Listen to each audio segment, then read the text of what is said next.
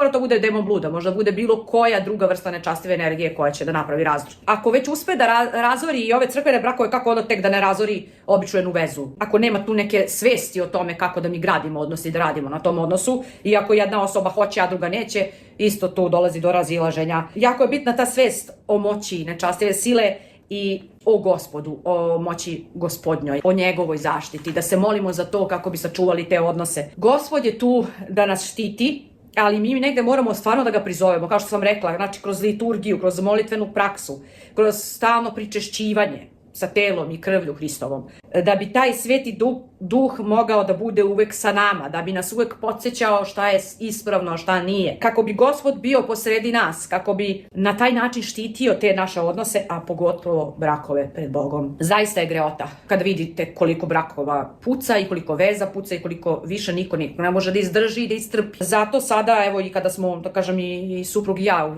u crkvenom braku, puno se trudimo da razumemo sve to. Počeli smo da pevamo zajedno u crkvi, imamo molitvena pravila, trudimo se koliko možemo, kako možemo, tako postimo, uvek u dogovoru sa našim duhovnikom, i moram vam priznati da sam ja dobila jednu drugu vrstu smirenja u odnosu na ono kako sam nekako živjela pre i osvestila te sve grehe svoje i ispovedala sam te svoje grehe, da kažem, imala sam jednu životnu ispovest gde sam ispovedala sve te svoje grehe iz prošlosti. Kažu kad se krstite tad su vam gresi svi oprošteni pre ono što je bilo pre krštenja, a od krštenja nadalje, ako ste pravili grehe, to morate da ispovedate sve.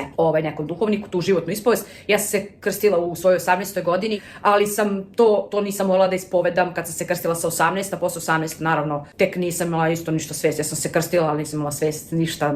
Ja sam se posle krštenja pričestila tek mnogo godina posle. Znači, da kažem, pre 4 godine da sam možda počela malo da se okrećem Gospodu i da shvatam ovo sve što vam sad pričam. Sada se trudimo da zajednički suprug i ja ovo sve razumemo, da radimo na tome. Mnogi kažu ništa nije večno danas, ali i zašto uopšte smo dozvolili da nešto nije večno? Zašto ne može da potraje nešto dugo, da bude kvalitetno? Zbog čega šta se dešava? Zašto puštamo da nam neki odnosi puknu koji su možda trebali biti važni u našim životima?